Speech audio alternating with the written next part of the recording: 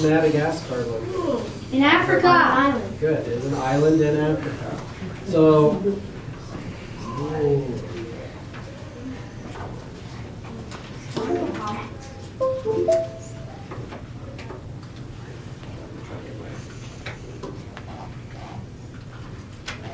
Who named the island Madagascar? So Madagascar is the southern parts of Africa, island off of there. So one of the things Madagascar is known for is the large biodiversity. Lots of plants and animal species that are endemic, only found in Madagascar. And that's in large part because it's an island. But the other thing is this island, or this stone forest. So this is all rock stone, that gray part. And then in between here are trees growing up in between. So the rock is made of limestone. How do you think it formed so it looks that way then? How do you think, or why would it form that way? Any ideas why it would cause it to look like that? Okay. Maybe it was like originally more flat and then erosion happened and kind of eroded away or something. What do you think eroded a lot of it away? Yeah, so a lot of it is water that went through and dissolved the limestone. Used to be a lot of areas would be tops would worn away and created these caverns, caves, and then some of those caves and caverns collapsed in as well. And it's not easy to get to, I guess, so it's like some tourists go there, but it's a long journey to actually get to there. And then this is an announcement, so in case you haven't heard any announcements, so tomorrow after school there will be an information meeting for TARP, which is a Rocketry Club Challenge. And so if you can't make it, you can talk to either myself or Mrs. Erickson if you think you're interested in it. But basically you are going to build and design on teams a rocket to be launched that would have to go to a certain altitude, height, and then come back down in a certain amount of time, carrying a payload, which would be 2 hen eggs, I think it is here, and having them not break. And so if you meet those qualifications, then you would be able to go on to nationals, which is in Washington, D.C. So we meet either before or after school, some Saturdays, so we try to vary the time a little bit, so it's like there's everything that you're in. So like I said, if you're interested after school, meeting, if not, talk to me or Mrs. Erickson. All right, so we're going to have Mr. Johnson then kind of do a quick review of the notes and then go through the new notes.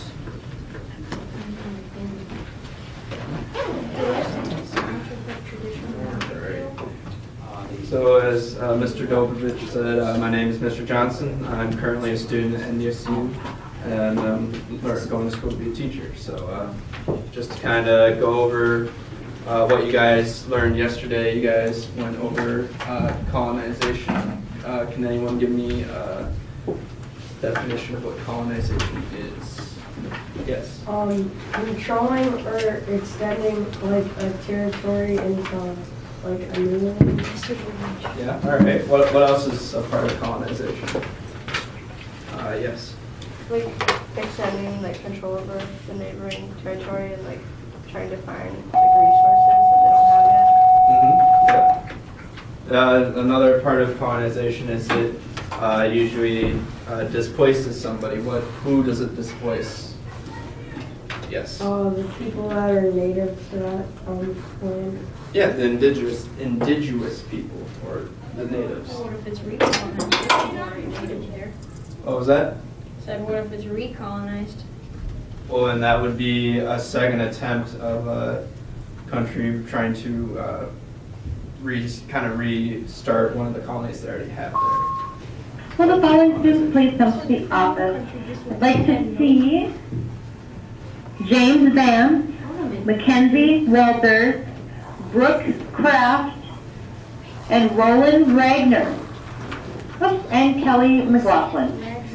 So that was Brooke Kraft, James Vance, Mackenzie Walters, Roland Ragnar, and Kelly McLaughlin.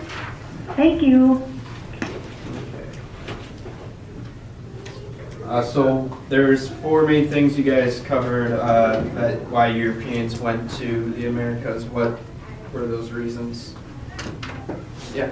They were looking for oil. Yeah, that's one of them. Yeah. Looking for Russia. of middle, a western passage yet for trade. Yes. Freedom of religion. Freedom of religion. And there's one more. Oh. Yeah, we already covered that one though. Spices. Goods. Yeah, we're still cover that one. One more, you guys. More territory. Yep, to expand territory to make a larger empire.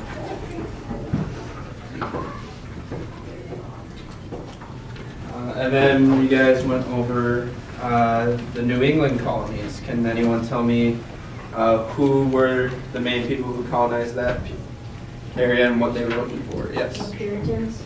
Yep, the Puritans. And what were they trying to? They came because of they wanted freedom of their religious beliefs.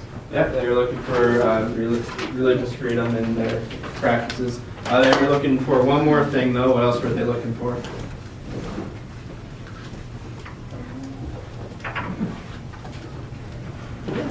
Yeah. Was it a democracy? Yeah, it was the foundations of democracy functions. It was called the Mayflower Compact, and that was the starting grounds for people to vote on things. They wanted to change something in the government or whatnot. And then this is just a review of their landscape. It wasn't easy to farm, so they had to find other ways to produce goods. And then you guys went over the middle colonies and who was there and why. Yeah, and what were they looking to get out of moving into the colonies? Freedom of religion, yes. And they were also a lot more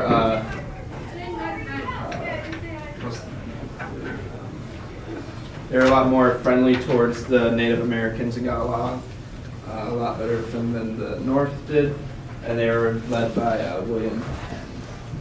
Well, that makes sense because I mean, New Jersey's there. Mm-hmm. It's New Jersey. And then their landscape is a lot easier to farm.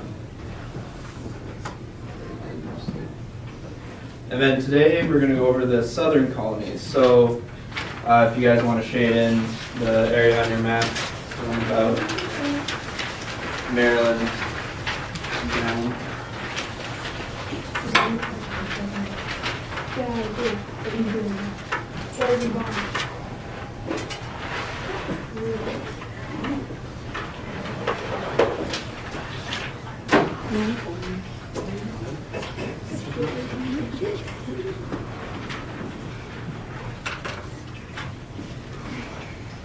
While you guys are doing that, can anyone give me a guess as to what people were looking for when they moved into the southern colonies? Oh, I know. What? Religious freedom. Nope, not What? this time. Not this time. It's not their main goal. Yes. And what? Oh, what was that? What? Yes, but there's something that they wanted to gain. Slaves. Freedom. Yes, yes, Slavery? I mean, they used slavery to achieve this goal, yes, but what were they looking for? Gold. Gold, yeah, economic gains. Yes, that's what they were looking for. So for the who inhabited, you're going to put down Cavaliers, what they were called, for the main population in the South. And as I said earlier, they were looking for better economic opportunities. And something you should note down is that the Cavaliers were mostly English nobility. Does anybody know what nobility means? What does it mean to be noble? Yeah. I guess kind of high in the hierarchy, or not necessarily hierarchy, but like high in the Social class? yeah. Yeah. This was the upper class Europeans. Most of them usually had a tie to royalty in some way or another. And that's how they got most of their lands, that the king I usually gave them grants to go and move into Virginia and start farms. So, as I said, they had farms, and what they usually grew in the South was tobacco was their first main one, and then eventually went into cotton and silk and rice and whatnot. And these are called cash crops. Can anyone give me a definition of what a cash crop is? Yes. Is it a plant that you sell? Yes, it's a plant that you grow to sell to make a profit. It's not one that you, it's not like corn where you mainly grow it to eat. And then on these farms were very large, and they were called plantations, which is something you guys should note down. And if you had a large farm like this, what would you need to make it run properly? Slaves. People, yes, slaves. You needed workers.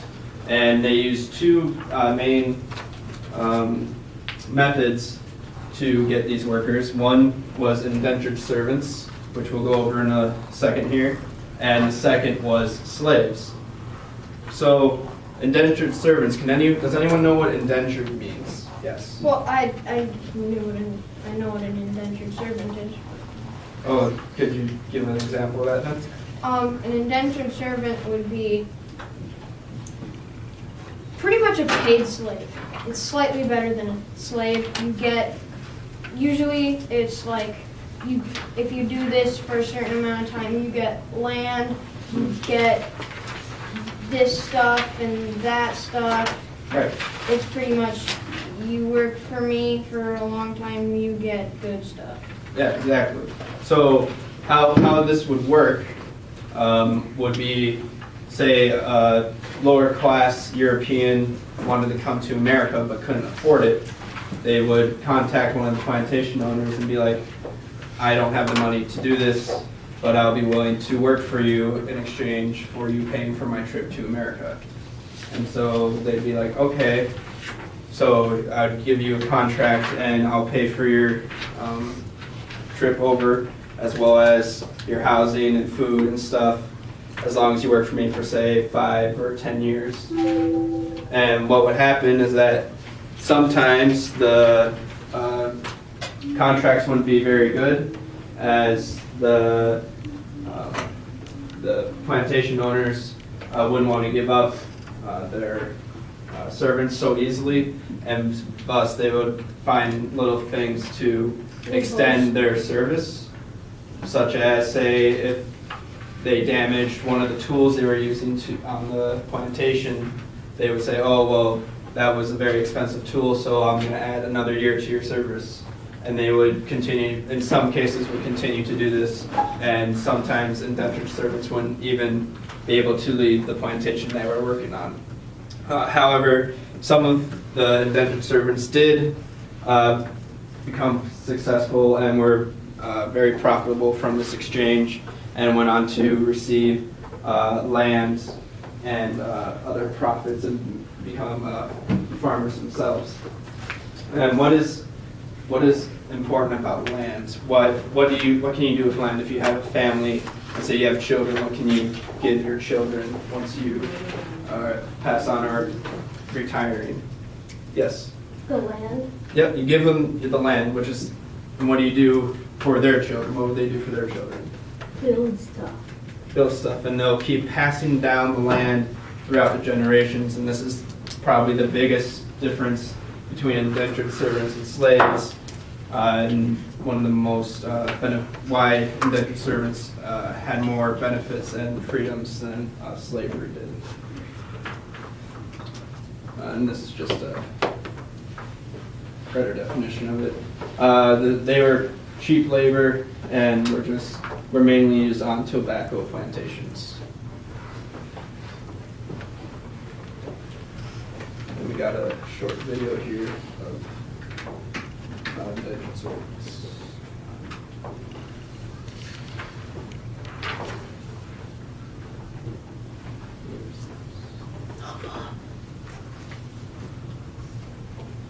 Nowadays, we call that a job. Love pump.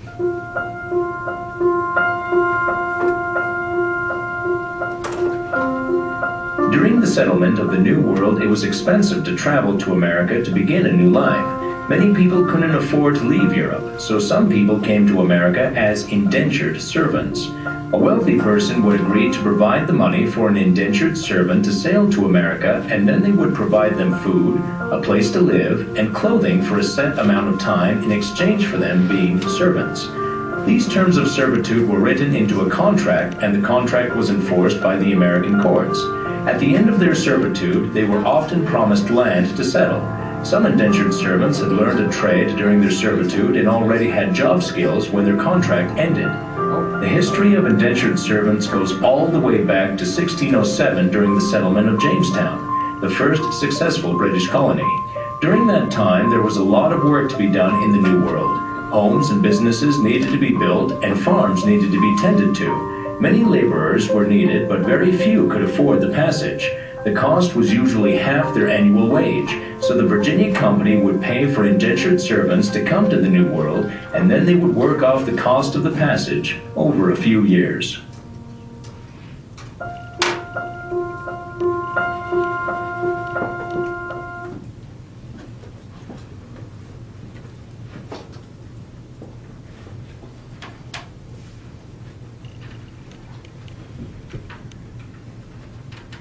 Then we'll move on to slavery. So the first slaves came over into the Americas in 1619 to Jamestown to work mainly on tobacco plantations. And they came over here against their will from Africa into the New World.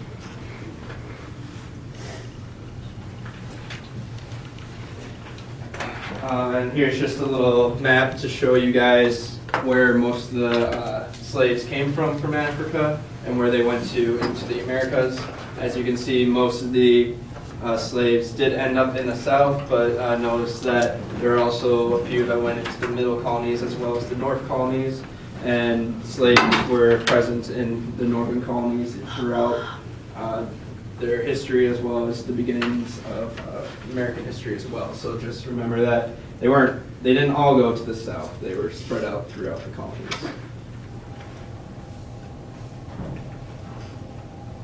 And then we're going to move on to the Native Americans.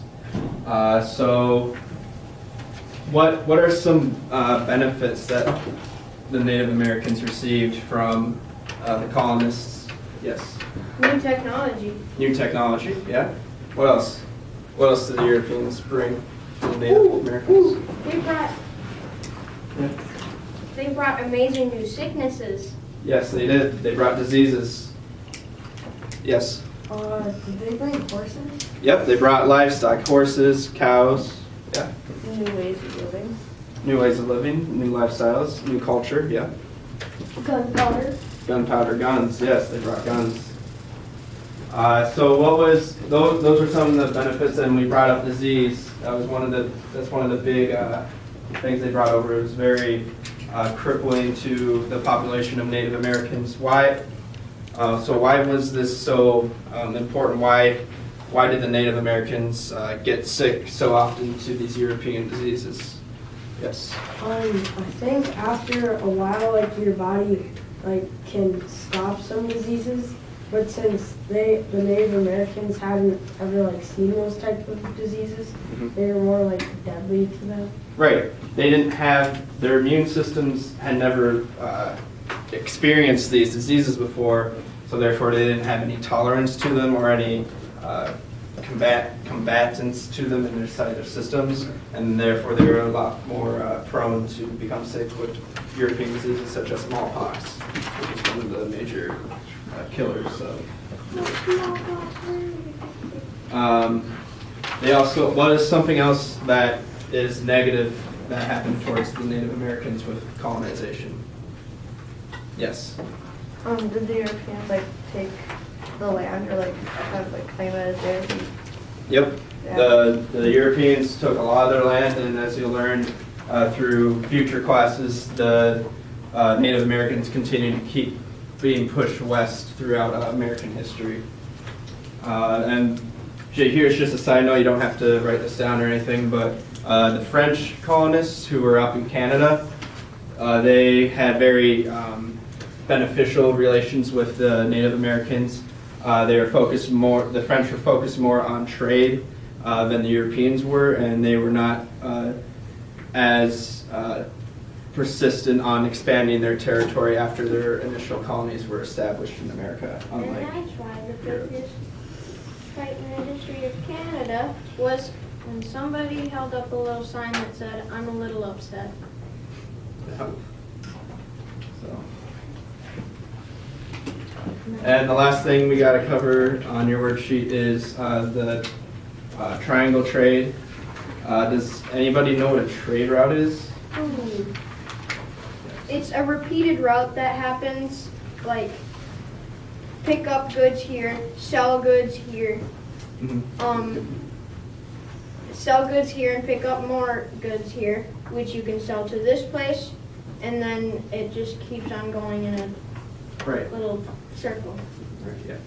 You want to add on to that? The route where like you get the goods and you sell the goods and like kind of keeps going. So you have to like get the goods. Kind of like how stores, like there's a supplier that sends things to stores and then people that live in that area go to the stores and buy them. Right. So it's basically just the path that traders take to travel to one point to another. So in this triangle, there are three main continents. Can anyone tell me or guess which continents they are? Yes. Yep. North America, Africa, Europe. Yeah, you got it. So what do you think was the main thing that Africa contributed to this trade? Slaves. Slaves. Yep, that was their main export. They also traded gold with the Europeans as well. And you guys can't, I don't think you guys can see it from back there, but the main thing that was traded for these slaves was rum or alcohol. And then between North America and Europe, the main things that that came from North America to Europe were things like tobacco, potatoes, tomatoes, just other livestock. They had furs, indigo, which is a type of dye that you use on clothes to get different colors. And then most of the main things that came from Europe to North America were things that were manufactured, such as guns, machines that haven't been invented yet in North America, just things that produced on a mass scale. They also brought over disease, as we have covered already, and they also brought livestock such as horses, cows, pigs, and others as well. And they also brought some different foods over as well. They brought, I believe, bananas, sugar, and honeybees as well. So over time, different cultures and different ideas that represent government and religious toleration would eventually lead to things such as the Declaration of Independence. And I know it went over it very quickly in the short film we watched, but do you guys know when the first colony was founded? 1916? 16, but in the 1616? close. It's 1607 was the first colony. And does anyone know when the Declaration of Independence was signed? 1776. Yep. So it took 17 centuries of us being a colony to reach the point where the 17 centuries. or yeah. No, not centuries. Decades. Thank you for catching up, Steve. 17 decades to finally come to the realization that we wanted to become our own nation, separate from England. So that's all I have for you guys. Is there anything you guys want me to go back on? Anything you missed on your sheets? No? Oh, yeah. And it says what is the triangular trade route? Is that just Yep, that was the triangle trade here, and that's the trade routes between Africa, North America, and Europe. Yes. Can you go back to the African slaves side? Yes.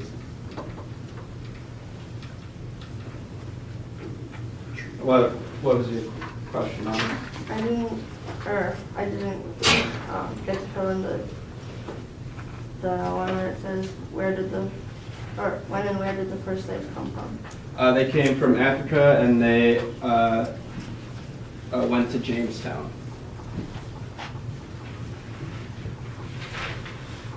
Anything else? Yes. Well, the slaves in the New World. Mhm. Well, Oh, it's Jamestown.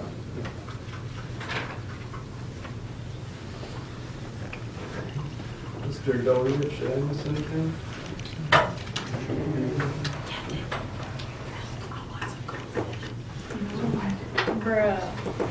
Yes. The growth in agriculture. I know where it is. No, Rachel. Rachel. Anything else? I thought you were a teacher. From looking Yes. behind you, it looked like you're a teacher. Stretching. Was it all disease came in? For Native Americans, disease and loss of land, yes.